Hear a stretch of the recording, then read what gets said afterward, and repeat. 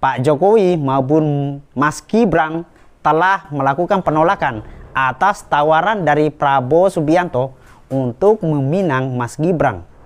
Salah satu faktornya adalah usia Mas Gibran belum mencukupi. Ternyata itu hanya omong kosong belaka. Katong masuk dalam prank.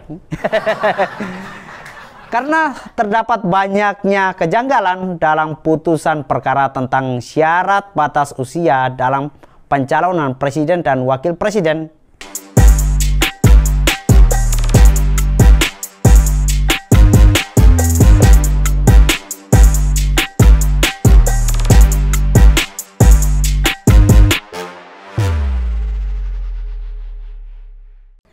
Ada berita yang mengatakan bahwa Majelis Kehormatan MK dikendalikan oleh istana.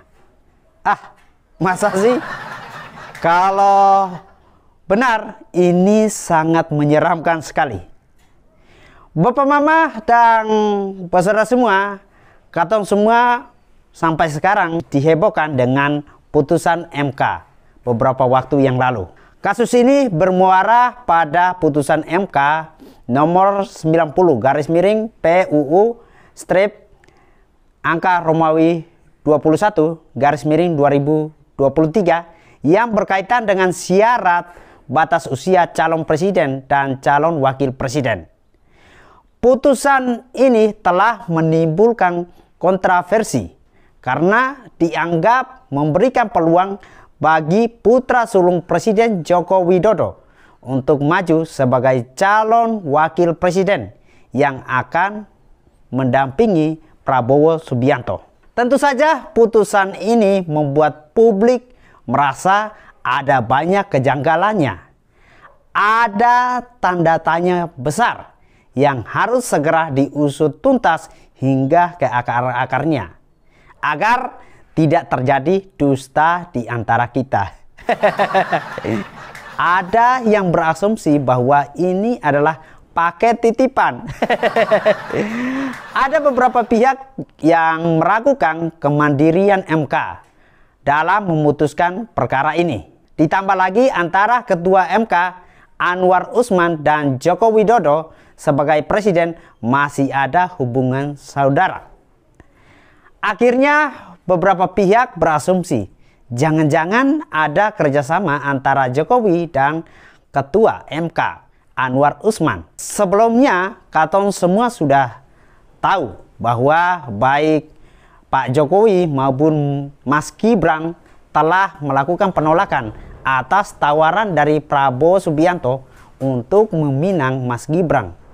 Salah satu faktornya adalah usia Mas Gibran belum mencukupi. Ternyata itu hanya omong kosong belaka.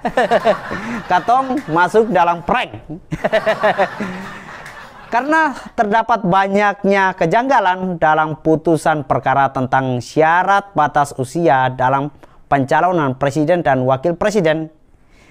Inilah yang membuat sejumlah pihak melayangkan laporan dugaan pelanggaran etik Hakim Konstitusi ke Majelis Kehormatan MK. Nah, saudara semua, dalam proses tersebut mengatakan bahwa mereka keberatan dengan putusan MK. Akan tetapi belum apa-apa, Majelis Kehormatan Mahkamah Konstitusi sudah berencana untuk memutuskan perkara dugaan pelanggaran Hakim MK pada tanggal 7 November 2023 mendatang.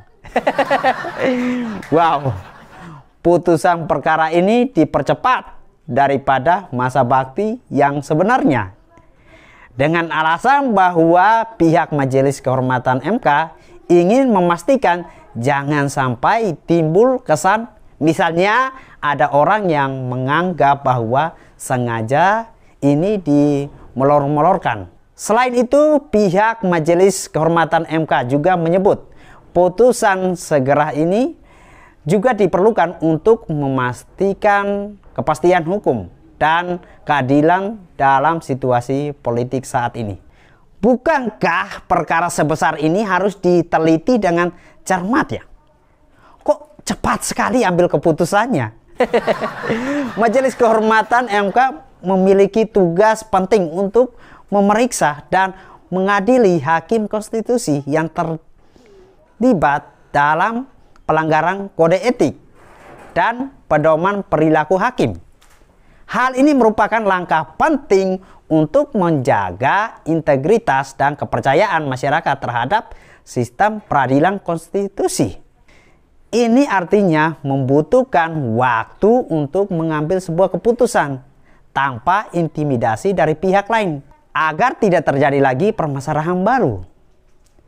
Rencana putusan perkara Majelis Kehormatan MK yang dipercepat ini dinilai terlalu buru-buru dan tergesa-gesa. Akhirnya pihak pelapor menduga adanya pengaruh politik dalam proses ini. Sebagai pelapor, Petrus Celestinus mengaku keberatan.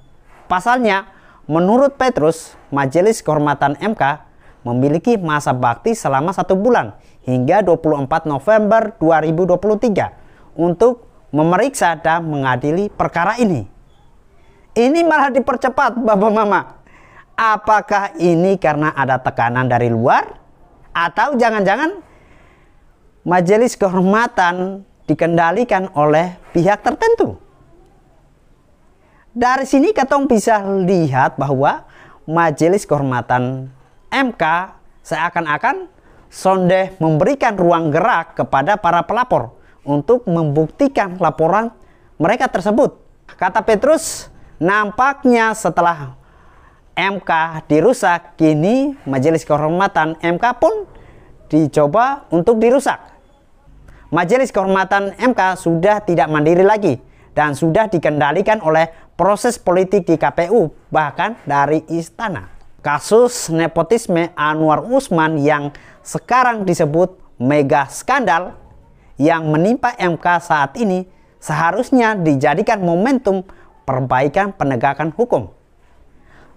Terutama apa yang terjadi saat ini di MK.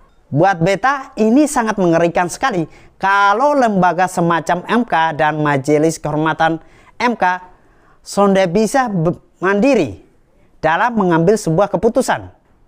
Apalagi ada dugaan yang mengatakan ini dikendalikan oleh kelompok tertentu untuk memaksakan ambisi mereka.